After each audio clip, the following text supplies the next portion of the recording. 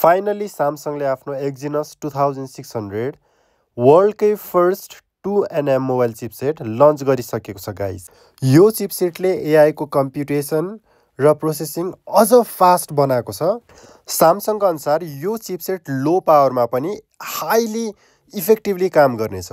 त्यसै गरी यो चिपसेटले लो लाइटमा खिचिएको फोटोज तथा भिडियोजको क्वालिटीलाई र डिटेललाई पनि इन्हान्स गर्नेछ। यो चिपसेटमा रे ट्रेसिङ पनि अन गर्न मिल्ने अथवा रे ट्रेसिङ अन गर्छ भन्ने कुरा देखाएको छ। रे ट्रेसिङ भनेको चाहिँ बेसिकली गेममा स्याडोज, रिफ्लेक्सन, लाइट्सहरूलाई चाहिँ अझ राम्रोसँग देखाउने एउटा टेक्नोलोजी हो।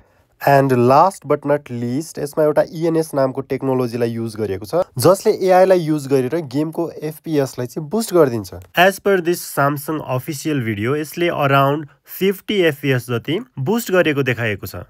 गाइज, डु यु थिङ्क यसले एप्पलको A19 प्रो चिपसेट र एन्ड्रोइडको बेस्ट अथवा भनौँ अहिलेको किङ स्न्यापड्रागन 8 इलिटलाई बिट गर्न सक्नेछ?